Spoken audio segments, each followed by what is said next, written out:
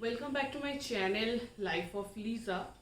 तो आज मैं एक इम्पॉर्टेंट टॉपिक पे वीडियो बनाने वाली हूँ। जो लोग कंसीव करने की कोशिश कर रहे हो उन लोगों में एक बहुत ज़्यादा कन्फ्यूजन रहता है कि हमें जो सिम्टम्स हो रहा है ये प्री मेंस्ट्रुअल सिंड्रोम है या फिर मैंने कंसीव किया है। अब सिम्टम्स में क्या क्या हो सकता है? हेडेक, हो सकता है ब्लोटिंग, हो सकता है ब्लीडिंग या तो फिर स्पॉटिंग, ब्रेस्ट टेंडरनेस। तो आज डिटेल्स में हम इस वीडियो में बात करेंगे कि कौन से सिम्टम्स पीएमएस मतलब प्री मेंस्ट्रुअल सिंड्रोम का है, कौन से सिम्टम्स अगर आपने कंसीव किया है तो उसका है। मैं मेरे खुद की एक्सपीरियंस आप लोगों के साथ इस वीडियो में शेयर करूंगी। तो पहले बात करते हैं व्हाट इज पीएमएस। पीएमएस का मतलब होता है pre menstrual syndrome. Pre menstrual syndrome मतलब आपका इमोशनल, आपका बिहेवियरल और फिजिकल जो भी सिम्टम्स होता है बिफोर पीरियड्स उसको कहा जाता है पीएमएस मतलब प्री मेंस्ट्रुअल सिंड्रोम। तो फर्स्ट सिम्टम की बात करते हैं जो कि है ब्रेस्ट पेन यानी कि ब्रेस्ट टेंडरनेस।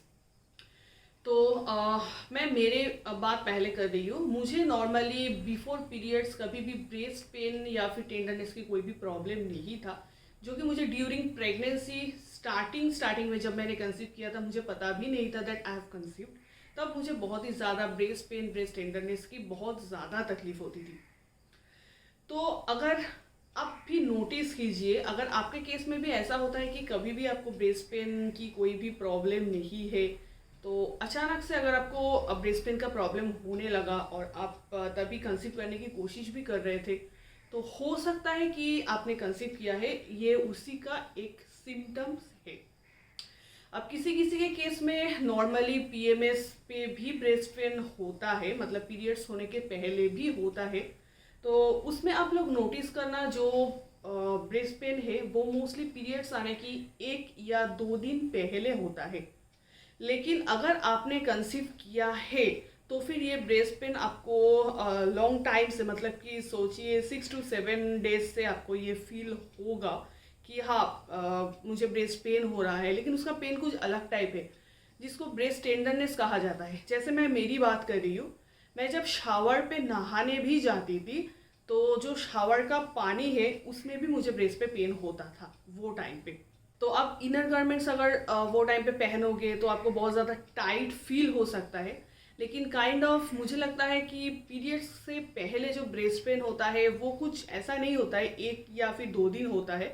तो 1 या फिर 2 दिन के बाद भी अगर आपको पीरियड्स नहीं आ रहा है then you can guess that शायद आपने कंसीव किया है। अब बात करती हूँ मैं ब्लीडिंग की। ये सभी को पता होगा कि mostly in case of periods हमें ब्लीडिंग होता है 5 to 6 डेज, जैसा मुझे अप टू 5 डेज होता है।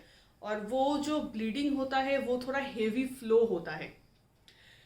लेकिन in the case of pregnancy ये आपको बहुत ही कम मात्रा में देखने को मिलेगा, जिसको हम स्पॉटिंग भी कहते हैं। मुझे भी हुआ था। तो इसको कहा जाता है इम्प्लांटेशन ब्लीडिंग।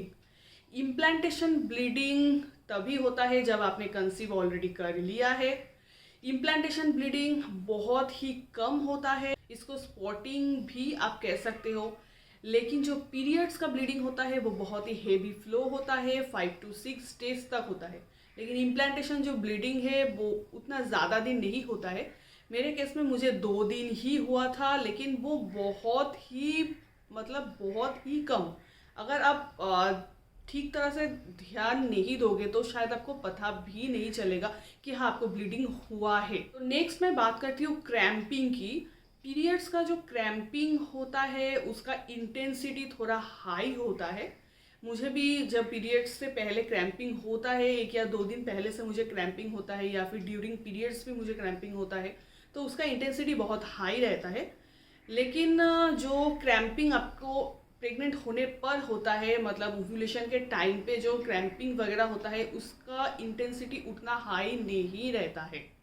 उसका इंटेंसिटी पीरियड्स के पेन के इंटेंसिटी से थोड़ा बहुत कम ही रहता है। अब बात करती हूँ मैं नेक्स्ट सिम्टम्स की। नेक्स्ट सिम्टम्स में एक बहुत ही इंपॉर्टेंट सिम्टम्स है क्रेविंग। मुझे भी होता है। तो ड्यूरिंग प्रेगनेंसी आप सभी को पता होगा कि क्रेविंग का बहुत ज़्यादा प्रॉब्लम होता है।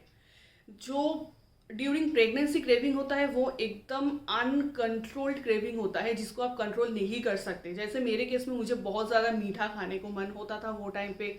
नॉर्मली तो मैं मीठा नहीं खाती थी, लेकिन वो टाइम पे मुझे मीठा खाने को बहुत मन होता था, जो मैं कंट्रोल नहीं कर सकती थी। मतलब मुझे खाना है तो तभी खाना है।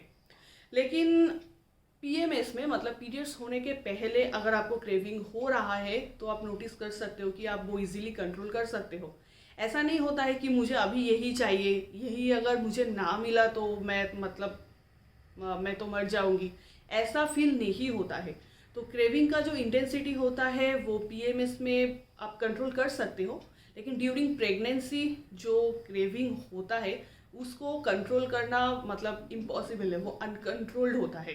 अब बात करती हूँ मैं हेडेक की। ड्यूरिंग पीएमएस जो हेडेक होता है वो बहुत ही सीवियर हेडेक होता है, लेकिन ये जो हेडेक है वो बहुत ज़्यादा देर तक लास्टिंग नहीं करते हैं। जब होता है तब बहुत सीवियर पेन होता है, लेकिन बहुत देर तक इसका कंटिन्यूएशन नहीं रहता है।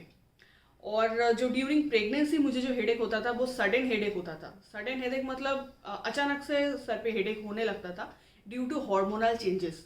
तो इसको आप बहुत इजीली डिफरेंशिएट कर सकते हो कि सीवियर हेडेक अगर आपको हो रहा है तो मतलब आप सोच सकते हो कि ये पीएमएस का सिम्टम्स है।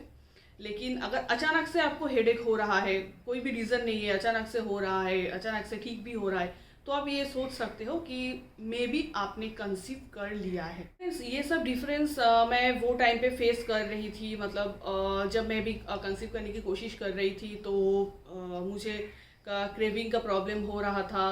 तो इम्प्लांटेशन ब्लीडिंग भी मुझे हुआ था 2 दिन तक। जो जो मेरा पर्सनल एक्सपीरियंस है वो सब मैंने आप लोगों के साथ शेयर किया। लेकिन एंड में मैं आप लोगों को और एक बात बताना चाहूँगी कि ये इसके द्वारा आप जस्ट प्रेडिक्ट कर सकते हो कि हाँ शायद आप प्रेग्नेंट हो। आपको 100% एश्योरिटी तब ही मिलेगा जब आप यूरिन किट टेस्ट के बाद आपका रिपोर्ट पॉजिटिव आएगा। हाँ, आप इसे कुछ कुछ एश्योरेंस मतलब 50% आप अंदाज़ा लगा सकते हो कि हाँ शायद आई एम प्रेग्नेंट। आप अगर अच्छे तरह से नोटिस करोगे कि क्या क्या सिम्टम्स में आपके डिफरेंस है, प्री मेंस्ट्रुअल सिंड्रोम और ड्यूरिंग प्रेगनेंसी का क्या ड्यूरिंग प्रेगनेंसी आपके जो भी सिम्टम्स है उसमें क्या क्या डिफरेंस है, अगर आप गौर से नोटिस करोगे तो आपको डिफरेंस ज़रूर दिखेगा। मुझे भी वो टाइम पे दिखता था। लेकिन इसका मतलब ये नहीं कि आप 100% एश्योर इसमें मत होना कि हाँ आप प्रेग्नेंट हो। अब जस्ट ये एक एजम्पशन है, उसके बाद आप यूरिन की टेस्ट करो। उससे अगर पॉजिटिव आ रहा है देन आप गाइनोलॉजिस्ट के पास जाओ। उसके बाद भी बहुत सारे प्रोसीड्यूर्स होते हैं, जैसे कि ट्रांसवेजाइनल स्कैन होता है, उसके बाद बीटा एसटीजी ब्लड टेस्ट होता है। उसके द्वारा आप 100% कन्फर्म हो सकते हो दैट यू आर प्रेग्नेंट। ये था मेरा आज का एक छोटा सा वीडियो।